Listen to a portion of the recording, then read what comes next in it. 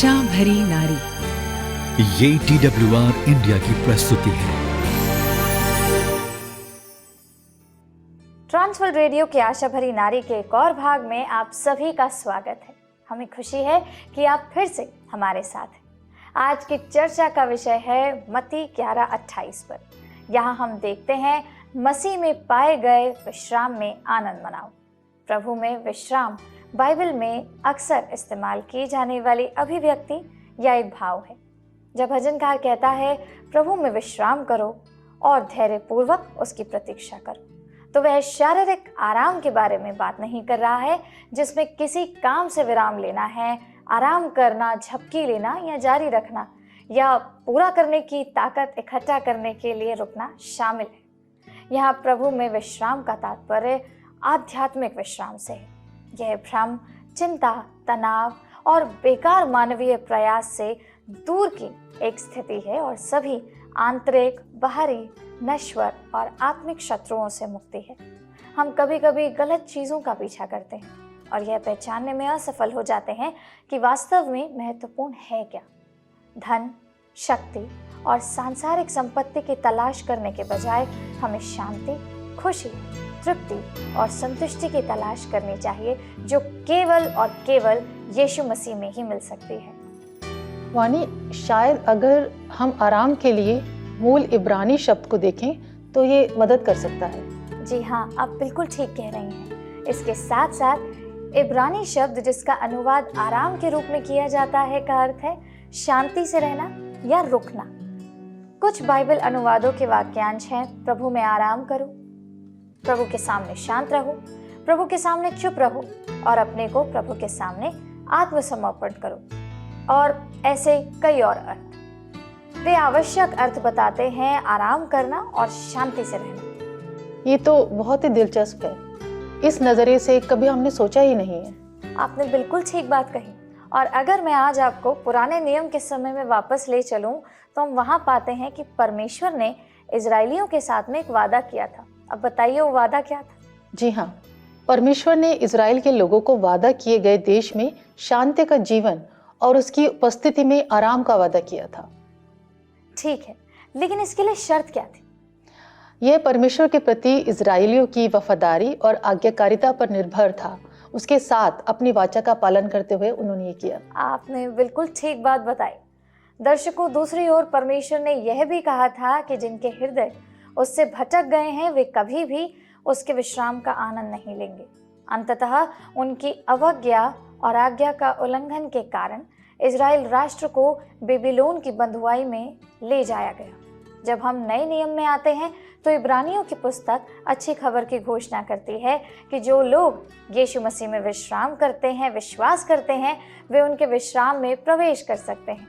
इब्रानियों 4:1-3 को देखिए, जिसमें लिखा है, इसलिए जबकि उसके विश्राम में प्रवेश करने की प्रतिज्ञा अब तक है तो हमें डरना चाहिए, ऐसा ना हो कि तुम में से कोई जन उससे वंचित रह जाए, क्योंकि हमें उन्हीं की तरह सुसमाचार सुनाया गया है, पर सुने हुए वचन से उन्हें कुछ लाभ ना हुआ, क्योंकि सुनने वालों के मन में विश्वास के साथ नहीं बैठा। क्योंकि यह शुभ संदेश कि परमेश्वर ने यह विश्राम तैयार किया है, हमें भी वैसे ही सुनाया गया है जैसे उन्हें सुनाया गया था।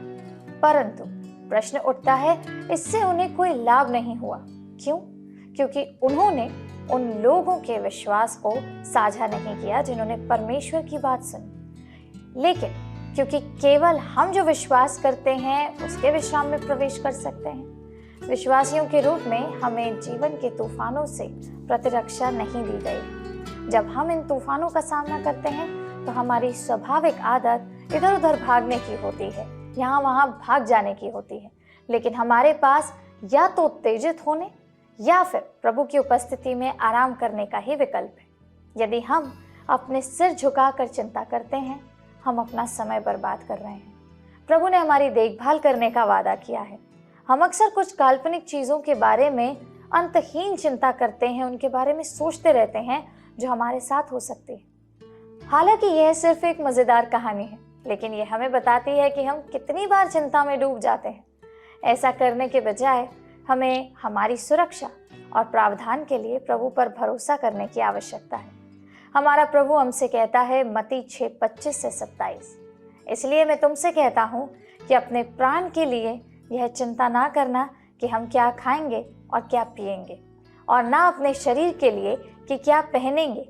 क्या प्राण भोजन से और शरीर वस्त्र से बढ़कर नहीं? आकाश के पक्षियों को देखो, वे ना बोते हैं, ना काटते हैं और ना खत्तों में बटोरते हैं, तो भी तुम्हारा स्वर्गीय पिता उनको खिलाता है। क्या तुम उनसे अधिक मूल्य नहीं रखते? तुम में कौन है जो चिंता करके अपनी अवस्था में एक घड़ी भी बढ़ा सकता है?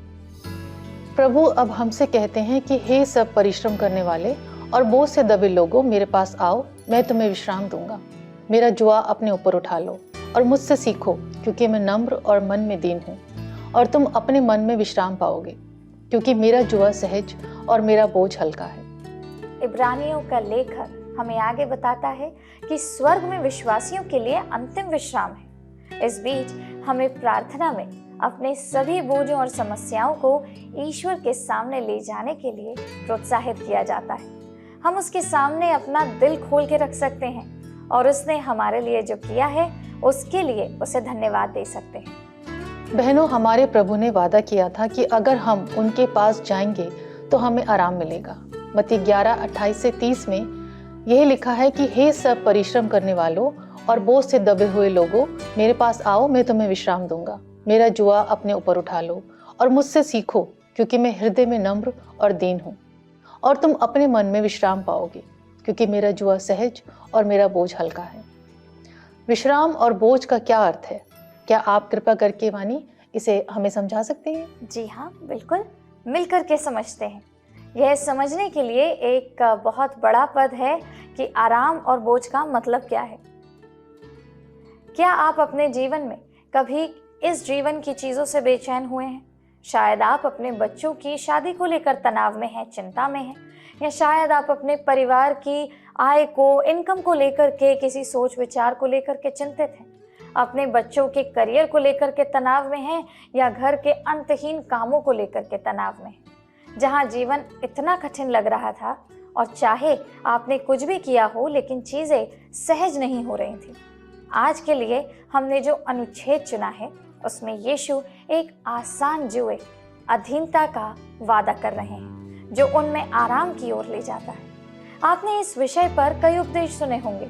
जुए और बैल हमारे देश के ग्रामीण भागों में आम है। एक मसीही डॉक्टर ने कुष्ठ रोग यानी कि कोढ़ के दृष्टिकोण से बोझ और जुए पर अपना विचार साझा किया है।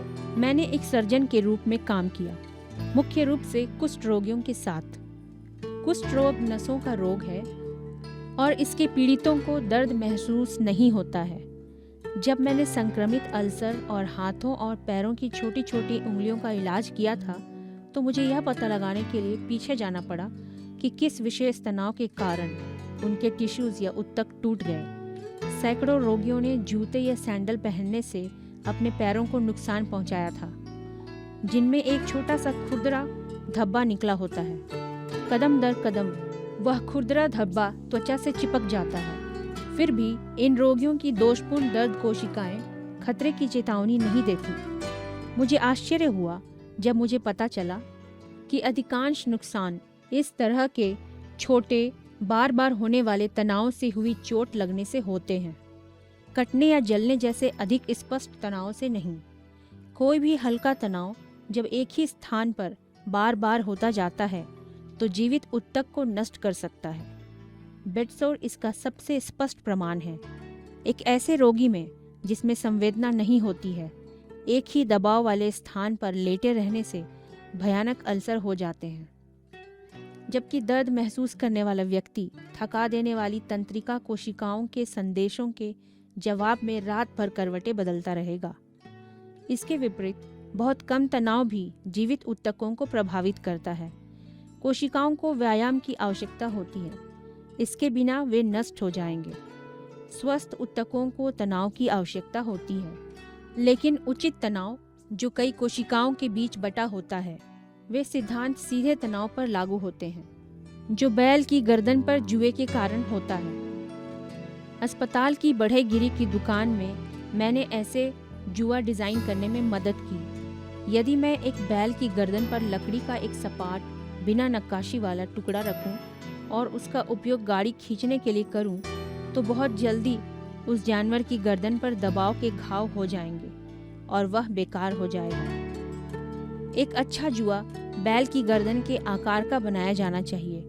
तनाव को व्यापक रूप से विपरीत करने के लिए इसे त्वचा के एक बड़े क्षेत्र पर फैला होना चाहिए। यह बिना किसी नुकीले किनारे का चिकना, गोल और पॉलिश किया हुआ होना चाहिए, ताकि एक ही जगह पर अनावश्यक रूप से तनाव अधिक न पड़े।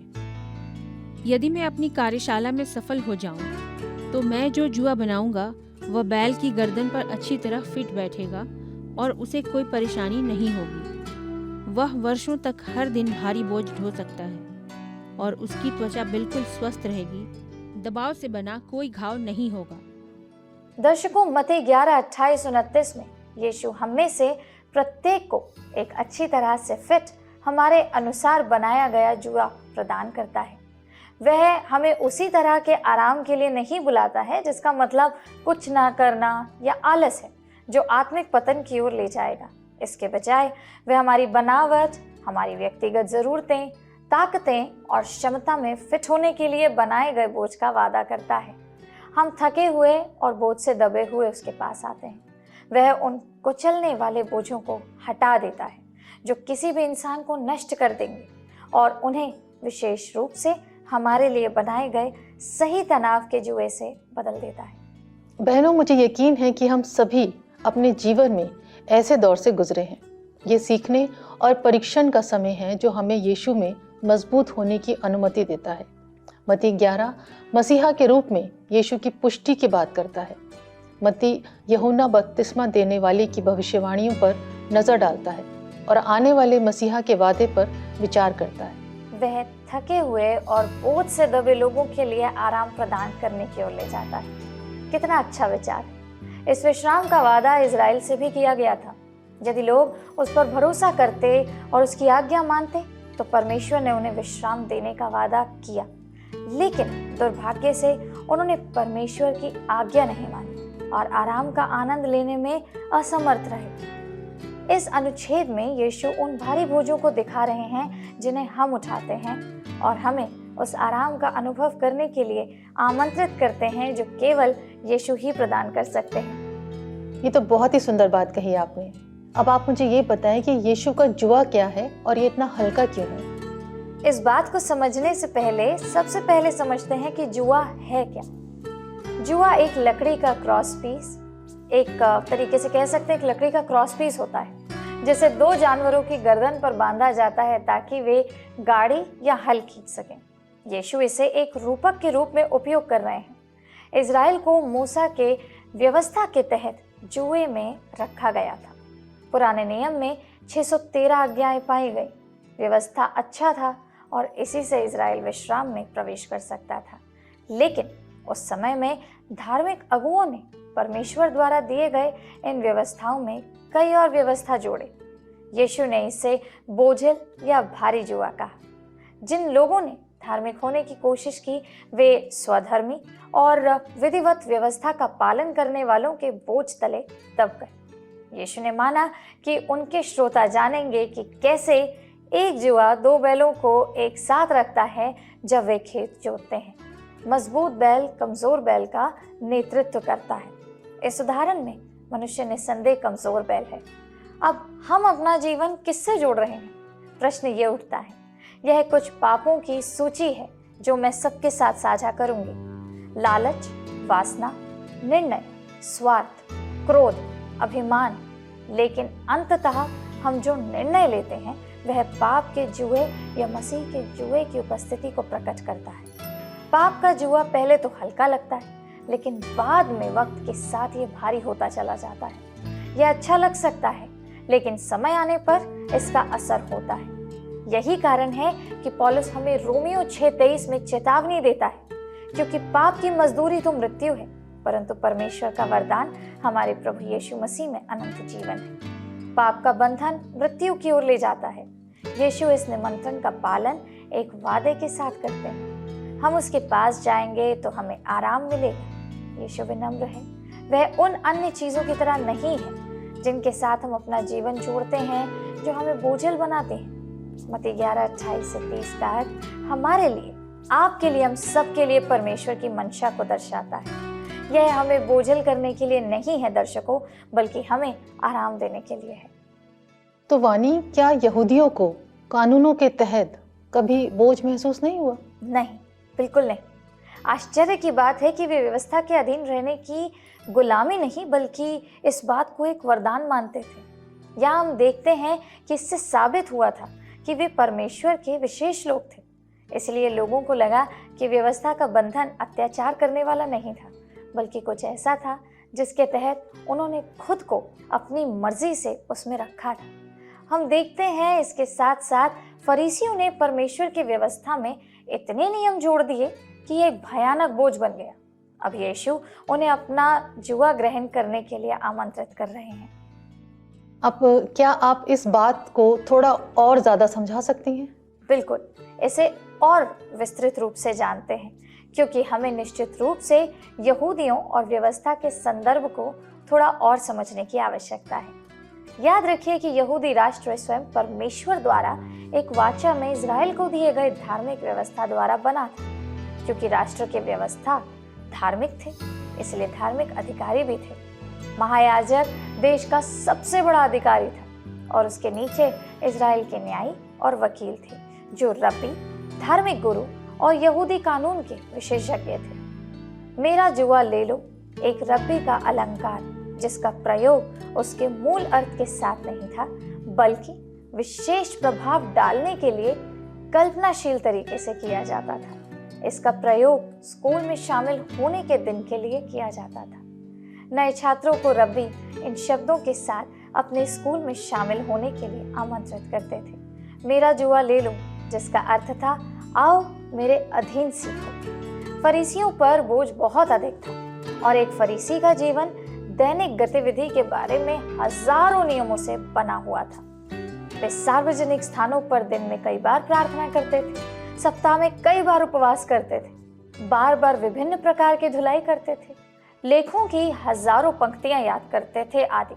एक फरीसी के जागने से लेकर सोने के लिए जाने तक वह उस जुए का बोझ उठाता था। यह कठिन था, कठोर था।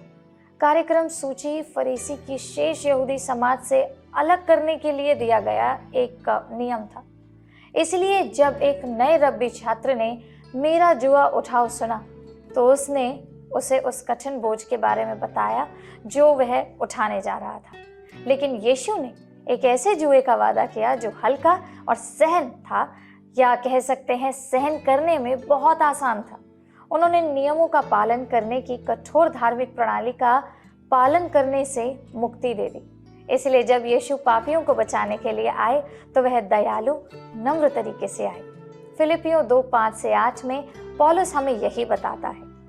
शालिनी, क्या आप हमारे लिए यही अनुच्छेद पढ़ेंगे? जी हाँ, बिल्कुल।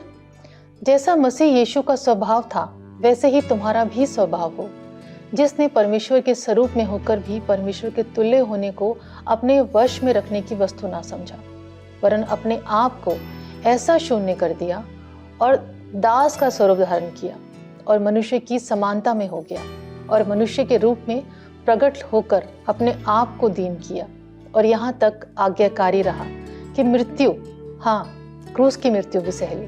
फरीसी बिल्कुल भी विनम्र लोग नहीं थे दर्शकों, परंतु घमंडी थे। वे अपने धार्मिक जीवन शैली पर बहुत घमंड करते थे। वे अपने बोझ को सम्मान की चीज मानते थे। वे निश्चित रूप से सज्जन नहीं थे, क्योंकि उन्होंने अपने विरोधियों पर आरोप लगाने के लिए कई नियम बनाए और लोगों से जबरदस्ती धन वसूलते थे। जी हाँ, अब मैं उस व्यवस्था को समझ गई हूँ जिसके तहत इजराइल के लोगों को बहुत ही ज्यादा कष्ट सहना पड़ा था। जी हाँ, यही कारण है कि यीशु ने उन लोगों को आमंत्रित किया जो रबियों द्वारा अपने ऊपर डाले गए धार्मिक नियमों का बोझ सहते सहते थक गए थे। यीशु ऐसे लोगों को अपने पास आने के लिए आमंत्रित करते हैं और उनके लिए आराम का वादा करते हैं। थकान से उबरने के लिए हमारे शरीर और दिमाग को आराम की जरूरत होती है। एक आदमी था जिसने दूसरे आदमी को पूरे दिन चलने वाली लकड़ी काटने की प्रतियोगिता में भाग लेने की चुनौती दी।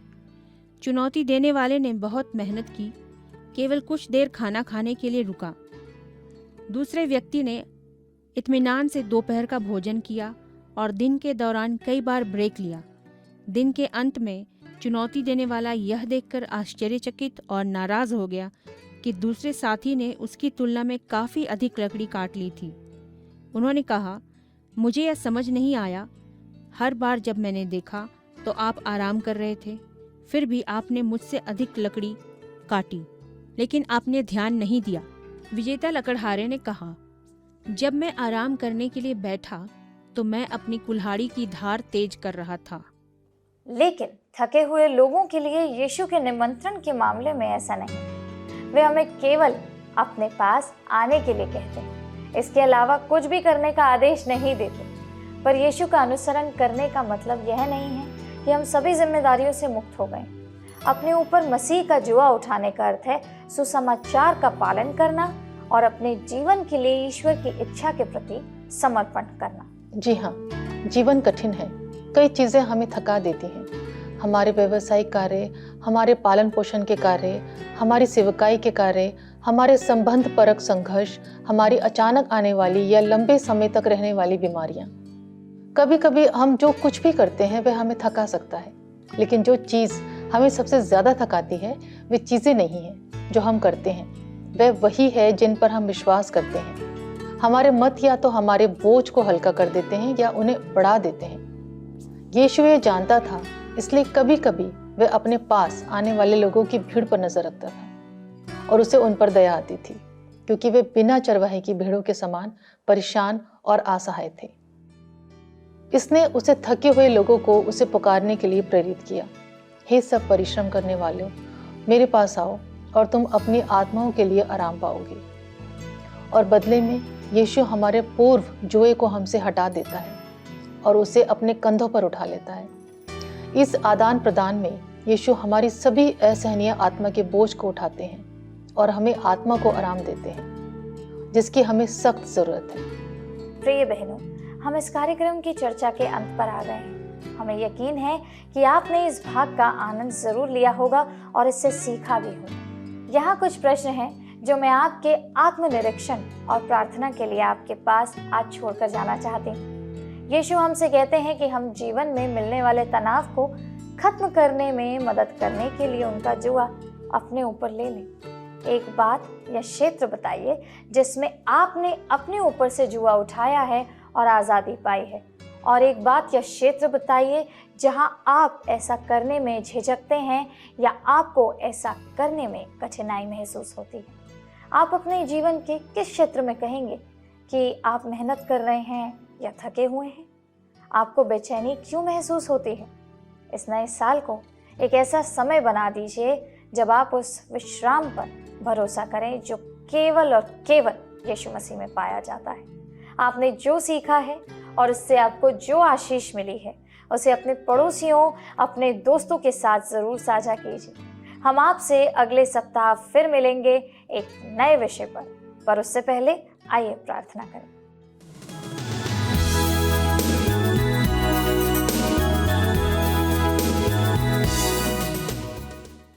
आइए हम प्रार्थना करें। हे सर्वशक्तिमान प्रभु परमेश्वर, हम आपका धन्यवाद करते हैं कि आपने आज आपके वचन के द्वारा आप में पाए गए विश्राम पर विश्वास करने के लिए हमें एक और प्रेरणा दी। प्रभु परमेश्वर, हम सब कहीं ना कहीं अपनी जीवन शैली में बोझ से दब जाते हैं, लेकिन हम आपका धन्यवाद करते हैं कि आपने हमारे ऊपर से उस जुए को हटा दिया है और आपने अपना वो सहज जुआ हमें दिया है, क्योंकि वो उठाने में आसान है, सरल है, और हमारी कठिनाइयों के बोझ को, हमारी चिंताओं के बोझ को आपने हमारे ऊपर से हटा दिया है। पिता परमेश्वर, हम आपकी इस असीम कृपा के लिए आपका धन्यवाद करते हैं। हमें मदद कीजिए ताकि जिस प्रकार आज हमने इस वचन के द्वारा इस बात को समझा है कि आप हमें विश्राम देने के लिए आए हैं, इस बात का अनुसरण हम अपने जीवन के हर क्षेत्र में कर सकें। अगर आज किसी के जीवन में कोई ऐसा क्षेत्र है कि वो अपने उस क्षेत्र में विश्राम को प्राप्त नहीं कर पा रहे, उस खुशी को प्राप्त नहीं कर पा रहे हैं, या उस विश्राम पर विश्वास नहीं कर पा रहे हैं जो आपके द्वारा मिलता है, तो मदद कीजिए ताकि आज उस बाधा को पार करके यीशु मसीह में पाए गए आनंद और विश्राम को वो हर जन महसूस कर सके जो आज तक ना कर पाया हो। इस कार्यक्रम के लिए हम आपका धन्यवाद करते हैं और जितने लोगों ने आज इस बात को सुना उन सबके लिए प्रार्थना करते हैं कि जीवन के हर क्षेत्र में वो आपके नाम के निमित्त, आपकी बातों के निमित्त चल सकें और जो वचन आज आपने हम सबके जीवन में बोया है वो 100 गुना फल लेकर आए। प्रभु यीशु मसीह के नाम से मांगते हैं, आमीन।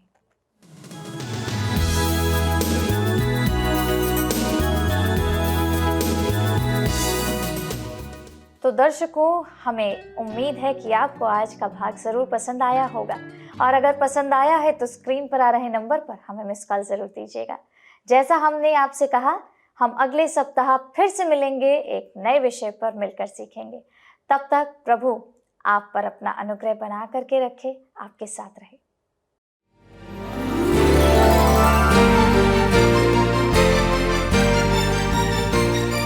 आशा भरी नारी, ये TWR इंडिया की प्रस्तुति है।